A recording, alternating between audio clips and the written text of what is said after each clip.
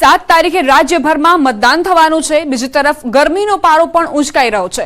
અમદાવાદમાં મતદાનના દિવસે ગરમીનો પારો 42 ડિગ્રી રહી શકે તેવી હવામાન વિભાગે આગાહી કરી છે, જેને લઈને ચૂંટણી પંચ પણ મતદાન મથકો પર પૂરતી વ્યવસ્થા કરી રહ્યું છે। પરંતુ કાળઝાળ ગરમીથી બચવા તબીબોએ આરોગ્યની તકેદારી સાથે મતદાનની અપીલ કરી। ખાસ કરીને સગર્ભા મહિલાઓ અને ડાયાબિટીસ, બીપી સહિતના દર્દીઓ અને વયોવૃદ્ધ લોકોને હીટ સ્ટ્રોકથી બચવા સવારના સમયે મતદાન કરવા સલાહ આપી। તો સાથે જ સુતરાઉ કપડાં પહેરવા તથા લીંબુ પાણી, છાશ અને શેરડીના રસ જેવા ઠંડક આપતા પીણાના સેવનની પણ સલાહ આપી। લો ઇમ્યુનિટી અને સિનિયર સિટીઝન્સ છે, ડાયાબિટીસના patient, blood pressure, kidney, heart, pregnant lady, એ સબગ્રુપ્સને પોસિબલ હોય તો અર્લી મોર્નિંગમાં 12 વાગ્યા પહેલાં જ મતદાન કરવાનો ટ્રાય કરવો જોઈએ। અને જે બીજા જે મતદાર છે એમને પોસિબલ હોય તો એ બીજા સમય ઉપર મતદાન કરી શકે। અને જોડે જોડે એમને એક તો ક્લોથિંગમાં કોટનના ક્લોથ્સ પહેરવા જોઈએ। ગુજરાતમાં ગરમીનો પારો વધતા વીજ માંગમાં વધારો જોવા મળ્યો છે। છેલ્લા એક સપ્તાહથી પડી રહેલી ગરમીના પરિણામે ગુજરાત રાજ્યમાં વીજળીની માંગમાં સતત વધારો નોંધાયો છે। વર્તમાન સિઝનની સર્વોચ્ચ વીજ માંગ 24,158 મેગાવોટ નોંધાઈ ચૂકી છે। પહેલી મેના રોજ રાજ્યમાં 21,795 મેગાવોટ વીજ માંગ હતી, જેમાં ગઈકાલે 363 મેગાવોટનો વધારો નોંધાયો। એટલે કે ગણતરીના દિવસોમાં જ વીજ માંગમાં સતત વધારો નોંધાઈ રહ્યો છે। હવામાન વિભાગે ગરમીનો પારો હજુ પણ વધી શકે તેવી આગાહી કરી છે। તેમાં પણ ખાસ કરીને આવતીકાલે ગરમીમાં વધારો થાય તેવી આગાહી કરાઈ છે। ગત વર્ષે 1 નવેમ્બરના રોજ વીજ માંગ ઐતિહાસિક સપાટીએ રહી હતી। આ વીજ માંગ 24,544 મેગાવોટની સપાટીએ રહી હતી। ગત વર્ષે મે માસના પ્રથમ સપ્તાહમાં વીજ માંગ 17,386 મેગાવોટથી 18,241 મેગાવોટની સપાટીએ રહી હતી। પરંતુ વધતા હીટવેવના કારણે લોકો વધુને વધુ વીજ ઉપકરણોનો ઉપયોગ કરી રહ્યા છે। પરિણામે વીજની માંગમાં સતત વધારો થઈ રહ્યો છે।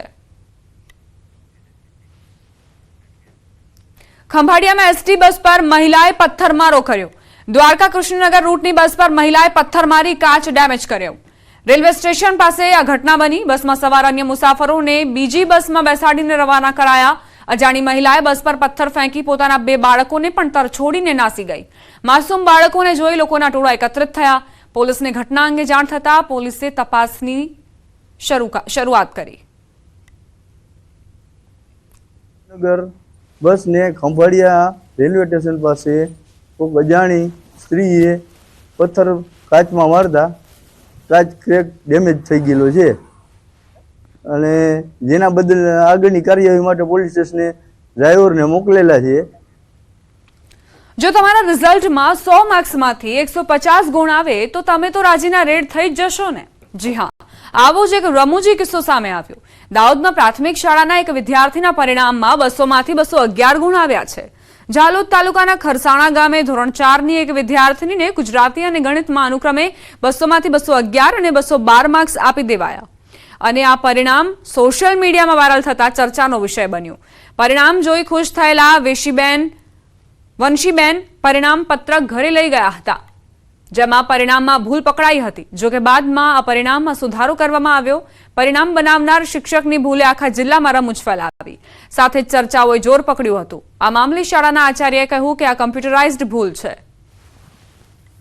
ગુજરાતી અને ગણિત 2 વિષયમાં કુલ ગુણ 200 પૈકી મેળવેલ ગુણમાં 211 અને 212 કરી દીધેલ છે। આચાર્યએ જણાવ્યું છે કે કોમ્પ્યુટર મિસ્ટેકને કારણે કોપી પેસ્ટમાં આસિસ્ટન્ટ શિક્ષક દ્વારા ભૂલ થઈ છે, અને જે સુધારી અને નવું રિઝલ્ટ વિદ્યાર્થીનીને આપી દેવામાં આવ્યું છે। દાહોદ જિલ્લાની ખરસાણા મુખ્ય પ્રાથમિક શાળા ખાતેનો એક રિઝલ્ટનો ફોટો વાયરલ થયો હતો। રિઝલ્ટના ફોટાના વાયરલને અંગે ન્યૂઝ 18 ગુજરાતી દ્વારા અત્યારે રિયાલિટી ચેક કરવા માટે ખરસાણા પ્રાથમિક શાળા ખાતે આવ્યા છે। ખરસાણા જે પ્રાથમિક શાળાનો જે રિઝલ્ટનો ફોટો વાયરલ થયો હતો, જેમાં ધોરણ 4માં અભ્યાસ કરતી કટારા વંશીબેન મનીષભાઈ જેઓનો રિઝલ્ટનો ફોટો વાયરલ થયો હતો, અને તેઓને ગુજરાતીમાં 200માંથી 211 માર્ક અને ગણિતમાં 200માંથી 212 માર્ક મળ્યા હતા। આ ફોટો વાયરલ થયો હતો ત્યારે ખૂબ જ જે શિક્ષણ વિભાગમાં ખળભળાટ મચવા પામ્યો હતો। આપણી સાથે અહીંયા આચાર્ય છે, તેઓ સાથે વાતચીત કરીશું। સર, શું નામ છે તમારું? માનસિંહભાઈ ચોખાભાઈ પારગી। માનસિંહભાઈ, જે અત્યારે આ ફોટો વાયરલ થયો છે અને વિદ્યાર્થીને જરૂર કરતા પણ વધારે મતલબ 200 અને 211 માર્ક, 212 માર્ક, તો 12 માર્ક અને 11 માર્ક કઈ રીતના વધારે મૂકવામાં આવ્યા? દેખો ગુરુજી, હવે અમારી જે વાર્ષિક પરીક્ષા ફાઇલ ખરી ને એ બરોબર છે. વાર્ષિક પરીક્ષા ફાઇલના અનુસંધાને વાલીને આપણે માર્કશીટ આપતા કોમ્પ્યુટરમાં કોપી પેસ્ટ થયું અને કોપી પેસ્ટમાં 20 માર્ક ઇન્ટરનલના હતા. એ ઇન્ટરનલના બદલે કોપી પેસ્ટમાં 40 માર્કનો વધારો થઈ ગયો અને એ ભૂલમાં વધારો થતાં ભૂલ શિક્ષક દ્વારા થઈ હતી. દેખો, શિક્ષકે ધ્યાન નથી આપ્યું, વાત બરોબર છે, પણ મેં શિક્ષકશ્રીને નોટિસ આપી છે, એમનો ખુલાસો મેં લઈ લીધો છે અને તે દિવસે મારે ધોરણ 8માના જે 55 વિદ્યાર્થીઓ હતા એમને બી માર્કશીટ અને એલસી આપવાનું હતું. સાથે સાથે બીજી બી અન્ય કામગીરી મારી પાસે હતી, એટલે મારી પણ ચૂક થઈ છે. ચોક્કસથી કહી શકાય કે અત્યારે શિક્ષકને નોટિસ આપવામાં આવી છે અને તેની પાસેથી ખુલાસો માંગવામાં આવ્યો છે. સૌરભ ગેહલોત, ન્યૂઝ 18 ગુજરાતી, દાહોદ. રાજકોટમાં રોંગ સાઈડમાં દોડી રહેલા ઘોડાનો વિડીયો વાયરલ થયો છે. રોંગ સાઈડમાં દોડી રહેલો ઘોડો કાર સાથે અથડાયો હતો. કાર સાથે અથડાયા બાદ પણ ઘોડો દોડ્યો. ફિલ્મી દ્રશ્યો રાજકોટના રાજમાર્ગો પર જોવા મળ્યા. સમગ્ર ઘટનાનો લાઈવ વિડીયો કેમેરામાં કેદ થયો છે.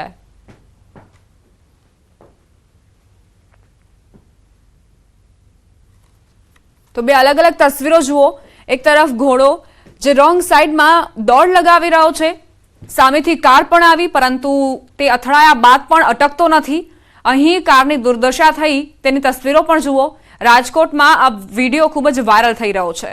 રોંગ સાઈડમાં ઘોડો દોડી રહ્યો છે. ફિલ્મી દ્રશ્યો કેમેરામાં કેદ પણ કરવામાં આવ્યા અને આ દરમિયાન કારને પણ નુકસાન પહોંચ્યું, કારણ કે આ ઘોડો કાર સાથે અથડાયો અને ત્યારબાદ પણ દોડ લગાવતો જોવા મળ્યો. રફતારના રાક્ષસનો વધુ એક જાગતો પુરાવો સામે આવ્યો છે. પૂરપાટ ઝડપે આવતી કારે મહિલાને અડફેટે લેતા મોત નીપજ્યું. વલસાડના ડુંગરી નજીક દુર્ઘટના સર્જાઈ. હાઈવે ક્રોસ કરી રહી હતી આ મહિલા. અકસ્માત સર્જીને કાર ચાલક ફરાર થઈ ગયો.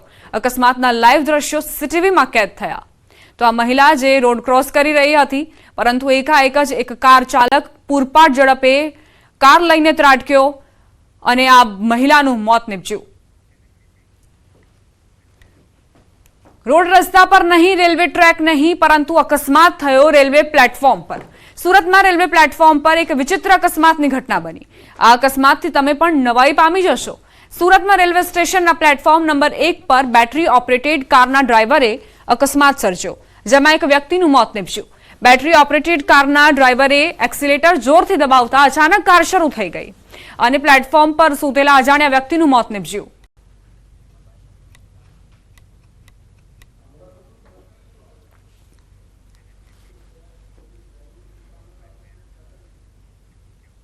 સુરત શહેરમાંથી ફરી એકવાર નશાના કારોબારનો પર્દાફાશ થયો છે. બાતમીના આધારે પોલીસે સલાબતપુરા વિસ્તારના અકબર સઈદના ટેકરા નજીક એક ઘરમાં રેડ પાડી હતી, જેમાં ડ્રગ્સ અને નશાકારક સિરપના જથ્થા સાથે 2 આરોપીઓ પકડાયા. આરોપીઓ પાસેથી 2.60 ગ્રામ ડ્રગ્સ અને 122 બોટલો જેટલી નશાકારક સિરપ કબજે કરાઈ. પોલીસે નશાના સામાન સહિત કુલ 49,830 રૂપિયાનો મુદ્દામાલ જપ્ત કર્યો છે. પકડાયેલા 2 આરોપી સાથે અન્ય 3 શખ્સો પણ સંડોવાયેલા છે, જે હજુ પોલીસ પકડથી દૂર છે. પોલીસ તપાસમાં પકડાયેલા આરોપીઓનો ગુનાહિત ઇતિહાસ પણ સામે આવ્યો છે. પોલીસે અત્યારે જે આરોપીઓની ધરપકડ કરી છે એમાંથી 2 આરોપીઓ જે છે એ બંને આરોપીઓ અગાઉ ચોરીના ગુનામાં સલાબતપુરા અને સુરત રેલવે પોલીસ સ્ટેશનના ગુનામાં સંડોવાયેલા હતા અને અહીંયા એ લોકો આ પ્રકારે ડ્રગ્સનું સેવન પણ કરતા હતા અને વેચાણ પણ કરતા હતા. બજારમાંથી મીઠાઈ ખરીદતા પહેલા સાવધાન. સાબરકાંઠાના ઈડરમાં કાજુ કતરીમાંથી નીકળી બ્લેડ. જય ભવાની સ્વીટનો વિડીયો વાયરલ થયો. ધોરણ 5માં સારા માર્ક્સ આવતા આ મીઠાઈ ખરીદી હતી. મીઠાઈ ખાતા અંદરથી બ્લેડ નીકળતા પરિવાર ચોંક્યો. ફૂડ એન્ડ ડ્રગ વિભાગમાં પરિવાર રજૂઆત કરશે.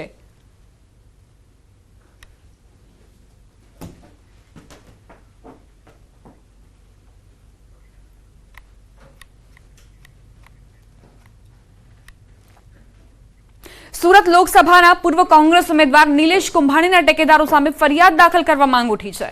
પોલીસ કમિશનર અને કોંગ્રેસના કાર્યકર્તાઓએ અરજી કરી ટેકેદારો અને ઉચ્ચ અધિકારી સામે ફરિયાદ દાખલ કરવા માંગ કરી. તો 7 મે મતદાનનો દિવસ અને તે પહેલા તૈયારીઓ કરવામાં આવી રહી છે. ચૂંટણી પંચના અધિકારીઓ સતત પ્રયત્નો કરી રહ્યા છે કે સુવ્યવસ્થા ગોઠવવામાં આવે. આવતીકાલે રાજ્યમાં લોકસભાની ચૂંટણીનું મતદાન છે, ત્યારે કેટલાક અનોખા સંયોગ પણ સર્જાવાના છે. અનોખા સંયોગમાં એક ઉમેદવાર બીજા ઉમેદવાર માટે મતદાન કરશે. ખાસ કરીને ભાજપના દિગ્ગજ નેતાઓમાંથી કોણ કોના માટે મતદાન કરશે એ જાણવું રસપ્રદ છે. પ્રધાનમંત્રી મોદી રાણીપની નિશાન સ્કૂલ ખાતે મતદાન કરશે. રાણીપ વિસ્તાર વર્તમાન ગાંધીનગર બેઠકનો મત વિસ્તાર છે. ગાંધીનગરમાં આવતા મતક્ષેત્રમાં રાણીપ પણ હોવાથી પ્રધાનમંત્રી મોદી ગૃહમંત્રી અમિત શાહ માટે મતદાન કરશે. આ તરફ ઉત્તર પ્રદેશના રાજ્યપાલ આનંદીબેન પણ શીલજ ખાતે મતદાન કરવાના છે. શીલજ પણ ગાંધીનગર મતક્ષેત્રમાં હોવાથી આનંદીબેન અમિત શાહ માટે મતદાન કરશે. રાજકોટ બેઠક પરથી લડતા કેન્દ્રીય મંત્રી પરસોત્તમ રૂપાલા પણ અન્ય ઉમેદવાર માટે મતદાન કરશે. પરસોત્તમ રૂપાલાનું મતદાન કેન્દ્ર અમરેલી જિલ્લાનું ઈશ્વરિયા ગામ છે. ઈશ્વરિયા ગામ અમરેલી લોકસભામાં સમાવિષ્ટ હોવાથી અમરેલી બેઠકના ઉમેદવાર માટે મતદાન કરશે. પોરબંદર બેઠક પરથી લડતા ડોક્ટર મનસુખ માંડવિયા પણ ભાવનગરના પાલીતાણાના અનોલ ગામ ખાતે મતદાન કરશે.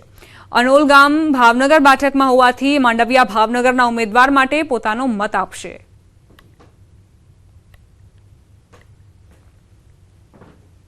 ત્રીજા તબક્કાનું આવતીકાલે મતદાન છે. ગુજરાતની અંદર 25 બેઠકોમાં મતદાન થવાનું છે. પ્રધાનમંત્રી ખુદ નરેન્દ્ર મોદી ગુજરાતમાં મતદાન કરવા માટે આવવાના છે. સાથે કેન્દ્રીય મંત્રીઓ પણ ગુજરાતમાંથી મતદાન કરવાના છે. પરંતુ મહત્વની વાત એ છે કે પ્રધાનમંત્રી નરેન્દ્ર મોદી જે છે તે રાણીપ વિસ્તારમાંથી મતદાન કરવાના છે. અને રાણીપ વિસ્તાર અત્યારે હાલ જે ગૃહમંત્રી અમિત શાહ જે વિસ્તારમાંથી ચૂંટણી લડી રહ્યા છે તે વિસ્તારમાં આવી રહ્યો છે. એટલે સીધી વસ્તુ એ દેખાય છે કે પ્રધાનમંત્રી નરેન્દ્ર મોદી ગૃહમંત્રી માટે મતદાન કરવાના છે. આ પ્રકારનો સંયોગ રચાઈ રહ્યો છે. એને કેવી રીતે જોઈ રહ્યા છો, શું માનો છો? આવતીકાલે આ લોકશાહીનું પર્વ છે.